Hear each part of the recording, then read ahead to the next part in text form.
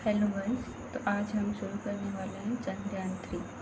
क्यों आज ही हम, वैसे तो हम शुरू पहले ही कर चुके थे, लेकिन आज कंप्लीट हो गया हमारा चंद्रयान चांद पर सफलतापूर्वक सॉफ्ट लैंडिंग कर चुका है। तो आज भारत के लिए बहुत ही गर्व की बात है कि भारत पहला देश बना है जो चांद के दक्षिणी ध्रुव पर सॉफ्ट लैंडिंग करने में सफल हुआ है। आज उसी चंद्रयान 3 को हम ब्रीफली पढ़ेंगे कि इसमें क्या था, क्या नहीं था, कैसे उसने सॉफ्ट लैंडिंग करी, सब कुछ हम जानने की कोशिश करेंगे। तो सबसे पहले हम शुरू करते हैं चंद्रयान 3। चंद्रयान 3 तो हम सब जानते हैं कि ये 14 जुलाई 2023 को ये लॉन्च हुआ था। कहाँ से लॉन्च हुआ था ये? तो इसरो कहाँ से लॉन्च हुआ था? ये सतीश धवन अंतरिक्ष केंद्र से इसे लॉन्च किया गया था, जो कि इसरो का तीसरा मून मिशन था। ठीक है, तीसरा मून मिशन था ये, इसरो द्वारा लॉन्च किया गया था। ठीक है, इसके जिस रॉकेट से इसे लॉन्च किया गया था उस रॉकेट का नाम है LVM-3 M4। ठीक है, इसी रॉकेट ने जो उड़ान भरी थी सतीश धवन अंतरिक्ष केंद्र से, 16 मिनट बाद इसका प्रणोदक जो रॉकेट से अलग हो गया था। इस रॉकेट की जो टोटल लेंथ थी वो थी 45.5 मीटर लंबा रॉकेट था ये। इसमें जो इस चंद्रयान 3 में जो लॉन्चर था उस लॉन्चर का नाम था GSLV-M3 heavy lift launch vehicle से इसे लॉन्च किया गया था। जो कि लॉन्चर था उसका नाम क्या दिया था, विशेष तरह से बाहुबली नाम दिया गया था उसको। ठीक है, इसमें स्वदेशी लैंडर मॉड्यूल था। इस चंद्रयान 3 की एक मेन विशेषता यह है कि ये स्वदेशी था। इसमें अधिकतर जो पार्टिकल थे, जो भी विशेष टेक्निकल आइटम्स थे, वो सारे स्वदेशी थे। तो जो लैंडर मॉड्यूल था वो भी स्वदेशी था, प्रोपल्शन मॉड्यूल था वो भी स्वदेशी था, और रोवर जो शामिल था वो भी स्वदेशी था। और जो लैंडर जो है, जो चांद पर अब जाएगा, वहाँ पे अध्ययन करेगा, वहाँ की सामग्री डेटा कलेक्ट करेगा, उसका नाम था विक्रम। ठीक है, लैंडर का नाम विक्रम था। विक्रम 23-24 अगस्त को चंद्रमा पर लैंड करेगा। चंद्रमा पर कौन सी जगह पर लैंड करेगा? वो दक्षिणी ध्रुव पर लैंड उतरने की संभावना दर्शाई गई है। सभी का वजन, यानी कि चंद्रयान 3 जो लॉन्च हुआ था सतीश धवन से, उसका टोटल वेट था 3921 kg, यानी कि 3921 किलोग्राम का चंद्रयान पूरा था। अब हम उसके अंदर जो अलग अलग पार्टिकल्स हैं उनके बारे में हम जानने की कोशिश करेंगे। तो जो हमारा LVM-3 था रॉकेट, जिससे उस चंद्रयान 3 को लॉन्च किया गया था, उसका विकास क्रम क्या था कि LVM-3 तो जो आज प्रेजेंट रॉकेट है उसका नाम LVM-3 है। LVM-3 तक कैसे यह विकास पहुंचा? तो सबसे पहले जो रॉकेट बना था हमारे भारत में वो SLV था।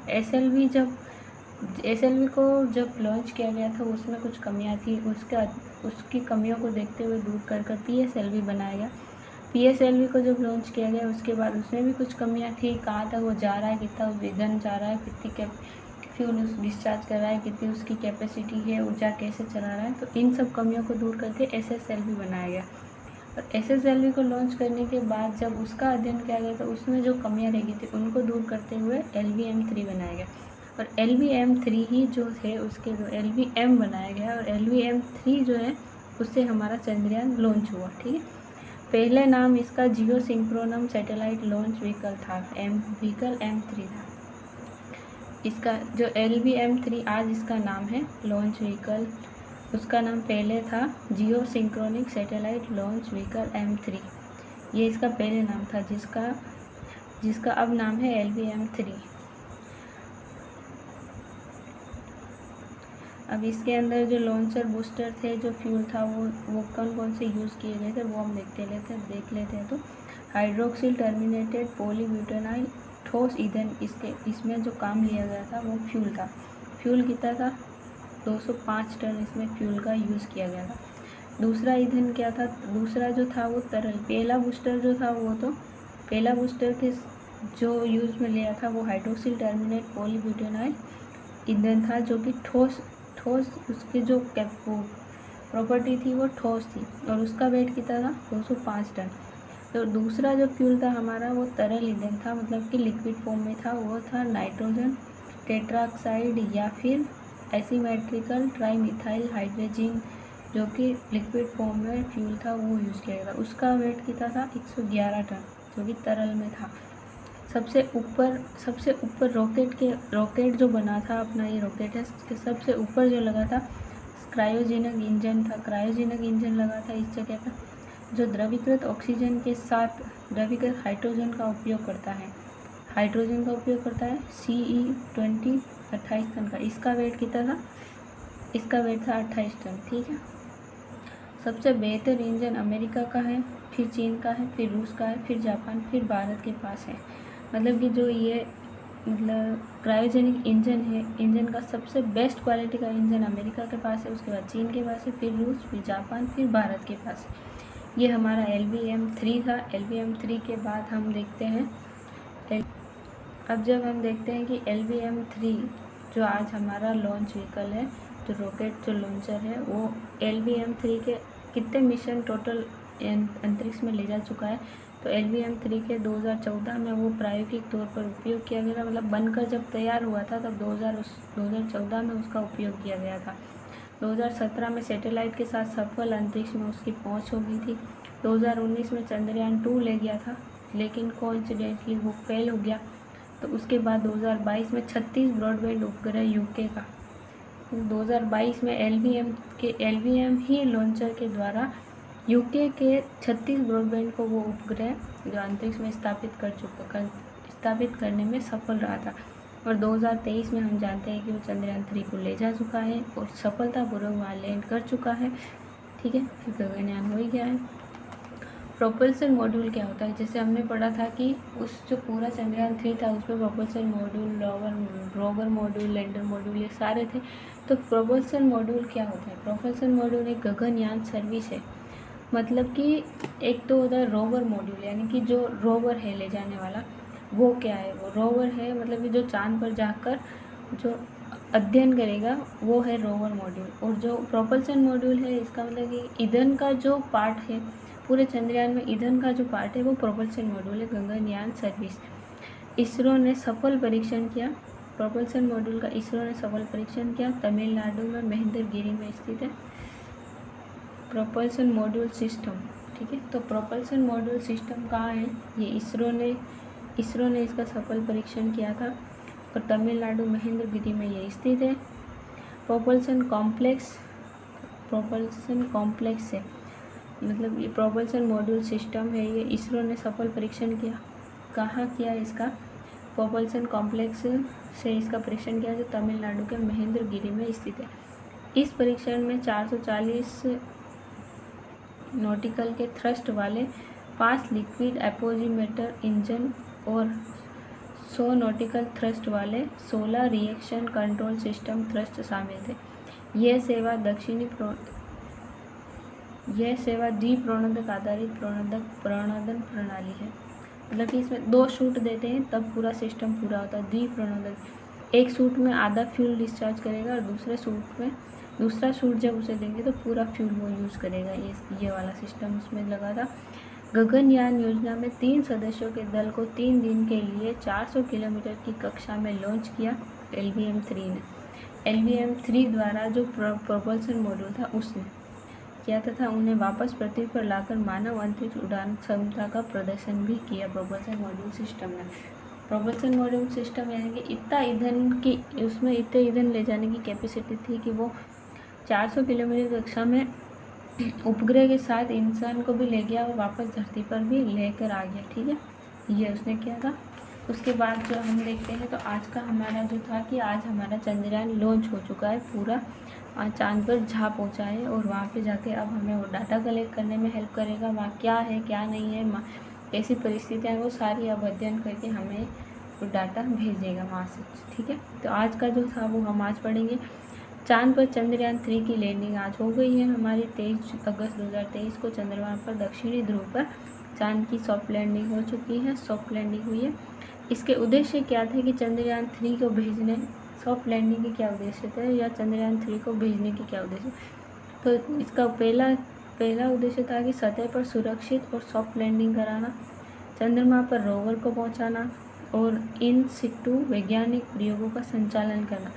मतलब कि इन सिटू वैज्ञानिक परीक्षण यानी कि चंद्रमा की सतह पर या चांद पर कैसी परिस्थितियाँ हैं, क्या जीव है, क्या पाए जाते हैं, कैसी वनस्पति, उन सब का अध्ययन करना इन सिटू वैज्ञानिक प्रयोगों में शामिल है। उसके लिए चंद्रयान 3 को भेजा गया है।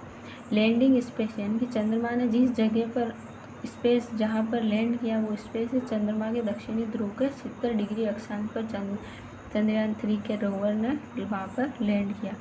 दक्षिणी ध्रुव को ही क्यों चुना गया, ये हम जानते हैं कि चंद्रयान 3 ने दक्षिणी ध्रुव को ही क्यों चुना। जैसा इससे पहले हम ये देखते रहे थे कि आज तक जितने भी चंद्रयान 3 के पहले जितने भी मिशन चंद्रमा के लिए गए थे वो अंतरिक्ष यान में चंद्रमा के भूमध्य रेखा के आसपास उतरे थे। तो जितने भी चीन, रूस, अमेरिका या भारत ने भी चंद्रयान जितने भी भेजे थे वो पहले सबसे आज से पहले के सारे भूमध्य रेखा के पास लैंड हुए थे। वहीं क्यों हुए भूमध्य रेखा के पास, वहाँ परिस्थितियाँ अच्छी होती है, सुरक्षित होती है, रोवर और यान के रुकने के लिए परिस्थितियाँ वहाँ अच्छी उपलब्ध हो जाती है, अनुकूल वातावरण मिल जाता है, वहाँ उतर सॉफ्ट लैंडिंग करना आसान होता है, परिस्थितियाँ सुरक्षित होती हैं। सुरक्षित का मतलब ये है कि भूमध्य रेखा के पास ज़्यादा क्रेटर, खड्डे, पहाड़ वगैरह नहीं होते हैं, तो वहाँ रोवर को कोई खतरा नहीं हो सकता। और जब कोई उपकरण जो भी रोवर या यान है उसको अगर कोई डैमेजिंग नहीं होगा तो उपकरण लंबे समय तक वहाँ पर रह सकता है, वहाँ पर रह सकने में सक्षम होते थे।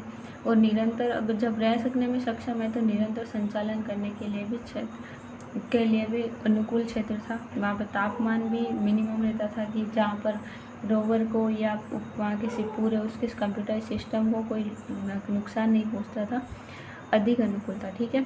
सूर्य का प्रकाश वहाँ मौजूद था। भूमध्य रेखा पर सूर्य का प्रकाश रहता है तो वहाँ पर उसके जो सौर पैनल थे वो रेगुलरली चार्ज होते रहते थे, उससे उसको ऊर्जा मिलती रहती थी।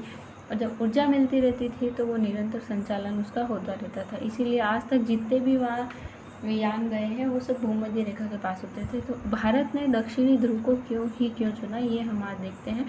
तो इसका चुनने का कारण ये था कि चंद्रमा के ध्रुवीय क्षेत्र अलग अलग कई हिस्सों में सूरज की रोशनी नहीं पहुंच पाती, यानी कि जो चंद्रमा के जो ध्रुवीय क्षेत्र हैं वहाँ पर पृथ्वी के भी ध्रुवीय क्षेत्र अगर हम देखें तो वहाँ सूरज की रोशनी बहुत रेयर चांद में पहुँच पाती है।